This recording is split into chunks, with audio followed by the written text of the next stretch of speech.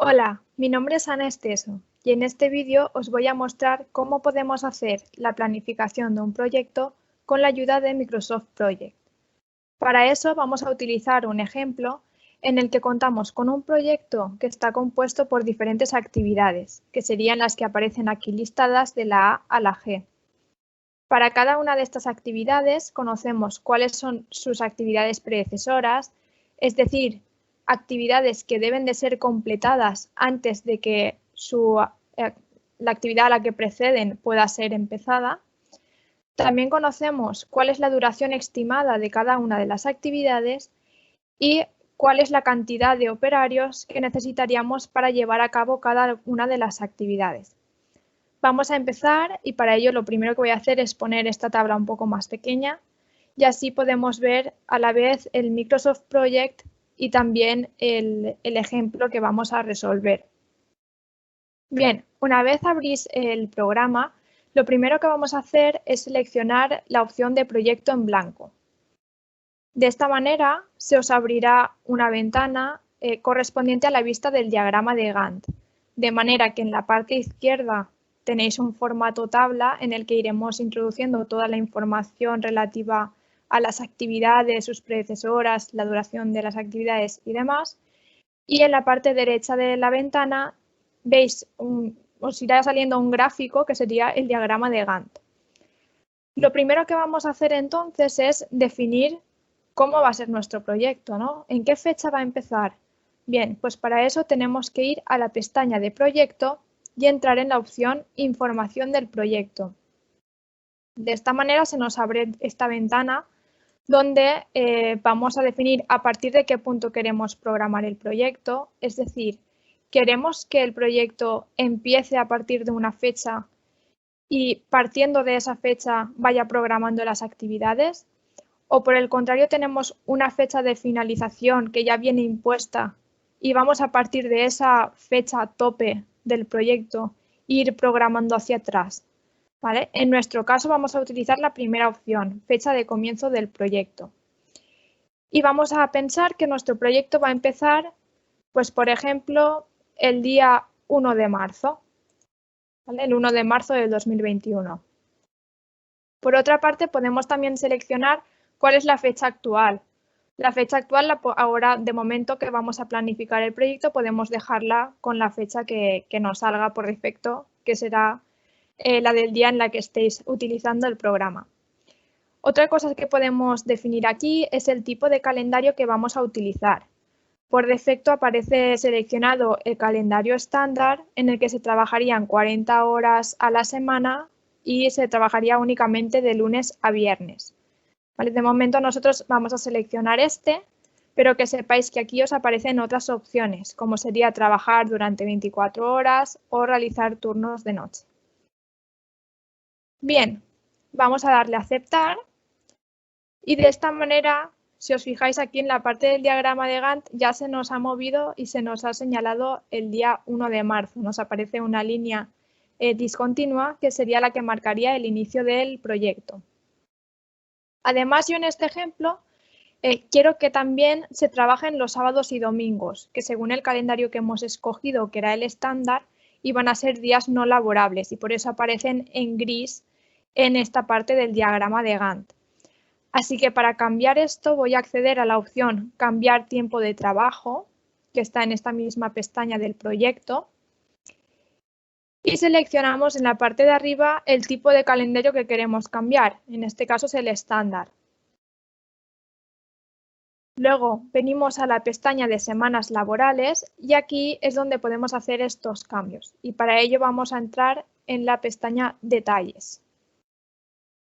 Aquí, si os fijáis en cada uno de los días, podéis ver el horario en el que se trabaja. Por defecto aparece que en los días laborales y entre semana se trabaja de 9 a 1 y de 3 a 7. Nosotros lo que vamos a hacer es fijar ese mismo horario para los sábados y los domingos. Entonces lo que voy a hacer es seleccionar todos estos días y decir establecer días en estos periodos laborales específicos, de manera que se pondrá este mismo horario para todos los días. Vale, si os fijáis ahora, si voy a un día en concreto, el domingo, ya me aparece el horario. Y le voy a dar a aceptar. Vuelvo a dar a aceptar.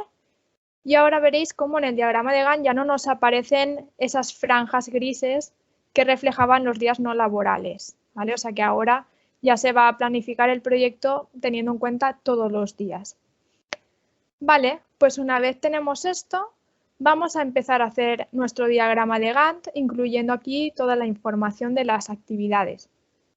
Otra cosa que es importante realizar es venir a la parte inferior izquierda del Microsoft Project y donde pone nuevas tareas programada manualmente, si clicamos encima podemos seleccionar la opción de programada automáticamente.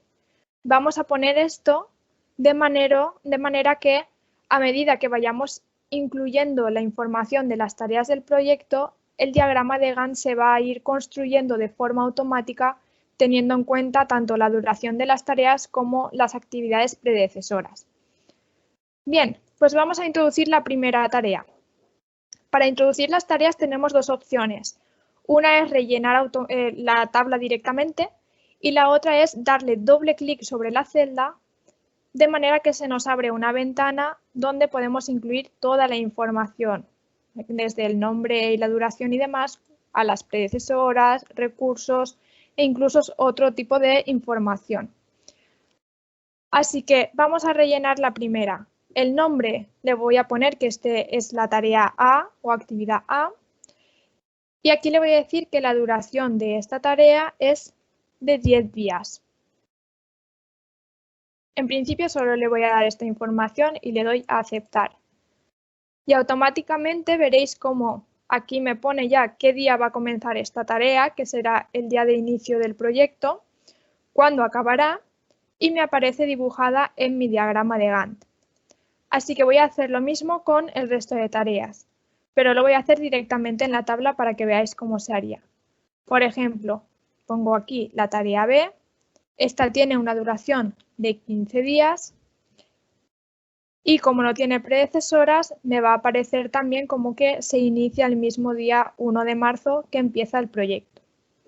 Vamos ahora con la siguiente. La tarea C tiene una duración de 5 días y esta ya tiene predecesoras, ¿no? No se puede comenzar el mismo día 1 de marzo, sino que tiene que completarse primero la actividad A.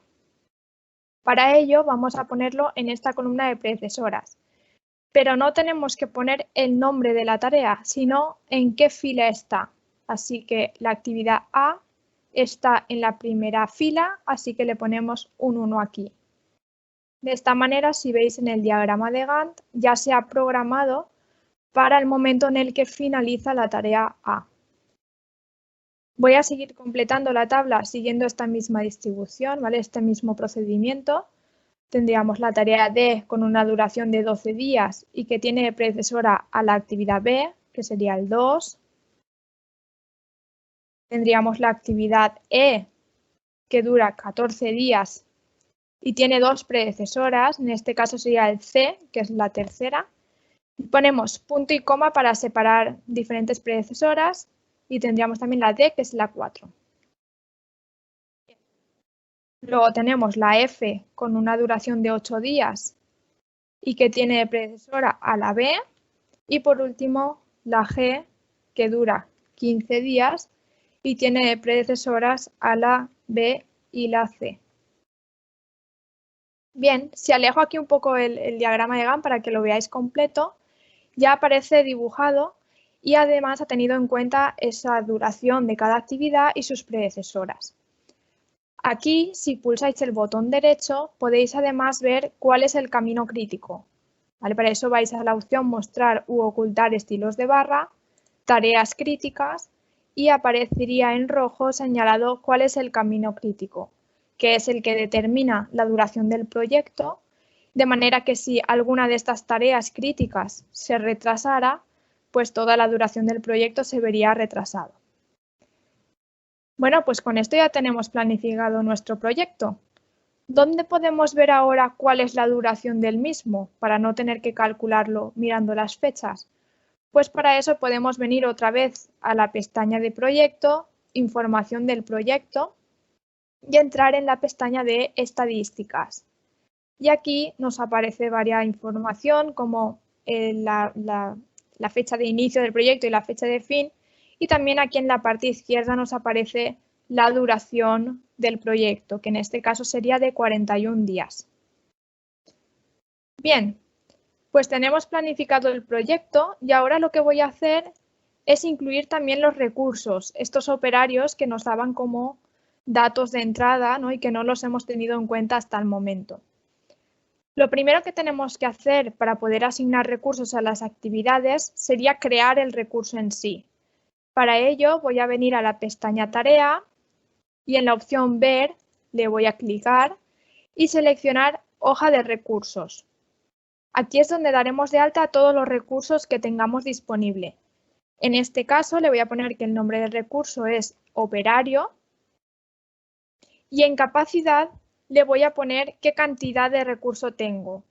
En este caso voy a tener disponible 3 operarios, de manera que eso se traduce aquí poniendo que tengo una capacidad del 300%, ¿vale? Cada 100% correspondería a un operario. Vale, pues con esto vamos a volver de nuevo a la pestaña del diagrama de Gantt y ya vamos a proceder a decir en cada una de las actividades cuántos recursos consumen. Para eso damos doble clic encima de una tarea, vamos a la pestaña de recursos, en nombre del recurso seleccionamos este desplegable y nos saldrá el recurso que hemos creado, que en mi caso es operario, y en unidades pondremos cuántos operarios en este caso necesitamos. En el caso de la actividad A solo se necesita un operario, con lo cual dejaríamos el 100% y le damos a aceptar. Vamos al B, haríamos lo mismo, en nombre del recurso seleccionamos operario, pero en el caso de unidades ahora necesitamos dos operarios, así que vamos a poner que necesitamos el 200% y aceptar. Vale, voy a ir repitiendo este mismo proceso con todas las actividades.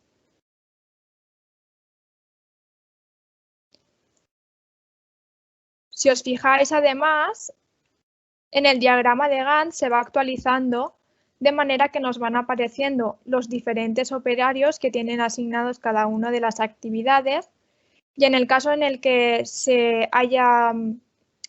necesario un único operario no pone nada, pero en el caso en el que se asigne más de un operario a la actividad, por ejemplo 2 en nuestro caso, sí que aparece la cantidad de recurso que se está utilizando en cada actividad. Bien, ya he completado esta tarea y si os fijáis ahora en la primera columna de nuestra tabla, que estoy ahora sombreando, nos han aparecido 3 iconos rojos.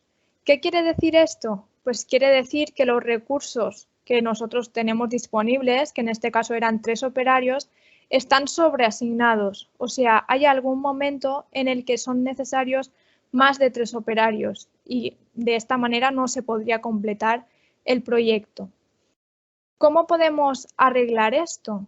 Bueno, pues podemos ir a la pestaña de recursos y seleccionar la opción de redistribuir todo.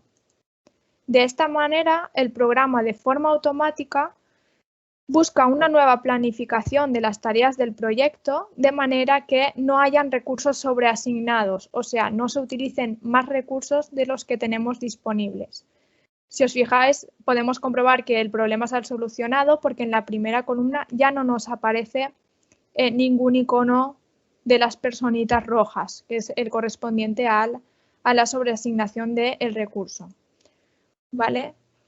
Por último, si queremos comprobar si al realizar esta redistribución se ha alargado la duración del proyecto o si sigue manteniéndose la misma duración del proyecto, podemos volver de nuevo a la pestaña Proyecto, ir a Información del proyecto, Estadísticas y aquí comprobamos que la duración sigue siendo de 41 días.